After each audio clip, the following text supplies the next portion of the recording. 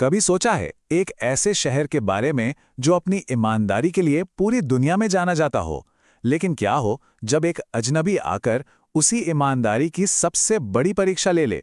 आज हम mark Twain की इसी क्लासिक कहानी की परतों को खोलेंगे। ये कहानी है हैडलबर्ग की, एक ऐसा शहर जिसे अपनी बेदाग साख पर, अपनी ईमानदारी पर बहुत ज्यादा नाज था। लेकिन उन्हें क्या पता था कि उनकी ये साख एक ऐसी चुनौती का सामना करने वाली है जिसके बारे में उन्होंने कभी सोचा भी नहीं था। तो सवाल ये है कि आखिर इस कभी ना भ्रष्ट होने वाले शहर की नींव क्या थी। चलिए हैडलेबर्ग को थोड़ा और करीब से देखते हैं। एक ऐसी जगह जिसने अपनी पूरी की पूरी पहचान सिर्फ एक गुण, ईमानदारी के चारों ओर बनाई थी। देखिए, हैडलेबर्ग के लिए ईमानदारी सिर्फ एक अच्छी बात नहीं थी, ये उनकी पहचान थी। पीढ़ियों से चली आ रही इस बेदाग साख पर उन्हें किसी भी दूसरी चीज से ज्यादा गर्व था। और ये शोहरत उन्होंने बड़े सोच समझकर बनाई थी। बच्चों को आप कह सकते हैं जन्म से ही ईमानदारी का पाठ पढ़ाया जाता था ताकि ये उनकी आदत बन जाए। लेकिन यहां एक बात पर गौर करना बहुत जरूरी है, उनकी इस ईमानदारी की कभी कोई असली परीक्षा हुई ही नहीं थी। और जहां कोई परीक्षा ना हो वहां कहानी कैसे बनेगी? तो अब कहानी में एंट्री होती है उस शख्स की जो इस शांत शहर के पतन का कारण बनता है। एक ऐसा आदमी जिसके दिल में बदले की आग जल रही थी।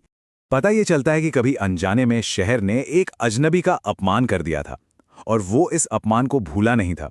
उसने, सोचिए, पूरे 1 साल तक एक बिल्कुल सटीक और बड़े पैमाने पर बदला लेने की साजिश रची। इस खतरनाक अजनबी का इरादा एकदम साफ था और उतना ही विनाशकारी। हैडलबर्ग के सबसे कीमती गुण, उसकी ईमानदारी को जड़ से उखाड़ फेंकना। तो वो ये सब करेगा कैसे? चलिए अजनबी की इस चालाकी भरी योजना में और गहराई से उतरते हैं और देखते हैं कि उसने अपना जाल बिछाने के लिए किस चारे का इस्तेमाल किया। कहानी में मोड़ आता है एक रात को, जब एक अजनबी आता है और एक भारी सी बोरी और एक चिट्ठी छोड़ जाता है। एक ऐसी चिट्ठी जो सब कुछ बदलने वाली थी। उस बोरी के अंदर कोई मामूली चीज नहीं थी। उसमें थे सोने के सिक्के जिनकी कीमत थी पूरे $40,000। उस जमाने में ये एक ऐसी रकम थी जो उस शहर में किसी की भी जिंदगी बदल सकती थी। और चिट्ठी में एक बड़ी ही दिल को छू लेने वाली कहानी थी जो कि खैर पूरी तरह से झूठी थी। ये एक ऐसे अनजान मददगार की तलाश थी जिसने कभी उस अजनबी को बर्बादी से बचाया था और अब वो उसे इनाम देना चाहता था। लेकिन सवाल ये है, इतने बड़े शहर में उस एक इंसान को ढूंढा कैसे जाएगा? अजनबी की चिट्ठी में इसका भी हल था, एक बहुत ही खास, एक सार्वजनिक परीक्षा। तो अजनबी की परीक्षा के नियम देखिए बड़े साफ थे। सबसे पहले तो चिट्ठी को अखबार में छापा जाएगा, फिर हर दावेदार को वो सलाह बतानी होगी जो उसने अजनबी को दी थी। ये सलाह एक सीलबंद लिफाफे में जमा होगी और ठीक 30 दिन बाद एक पब्लिक मीटिंग में सारे लिफाफे खोले जाएंगे। जिसका दावा सही निकला, सोना उसका। तो जाल बिछ चुका था।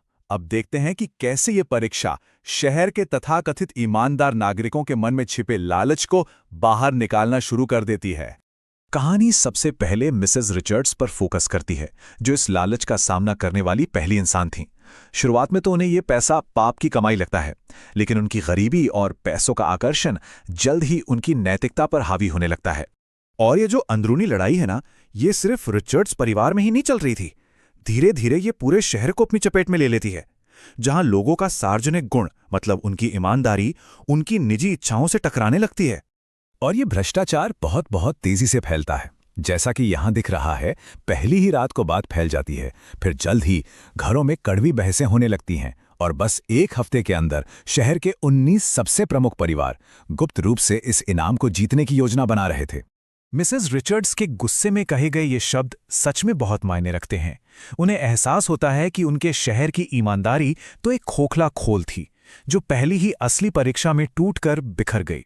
जरा ये देखिए, ये अजनबी के आने से पहले और बाद के शहर का मिजाज है। जहां पहले गर्व और खुशी थी, वहां अब चिंता और शक ने जगह ले ली थी। शहर का जो पूरा का पूरा चरित्र था, वो बदल चुका था। आखिर में ये कहानी सिर्फ एक शहर के बारे में नहीं है, ये एक तीखा व्यंग्य है सतही नैतिकता पर और उस नेकी पर जिसे कभी परखा ही ना गया हो। मार्क ट्वेन एक ऐसे समाज की आलोचना कर रहे हैं जो एक ऐसे गुण पर गर्व करता है जिसे बचाने की उसे कभी जरूरत ही नहीं पड़ी। तो हम इस विश्लेषण को इसी एक विचारोत्तेजक सवाल के साथ खत्म करते हैं। क्या जिस ईमानदारी को कभी परखा ही ना गया हो उसे सच्ची ईमानदारी कहा जा सकता है?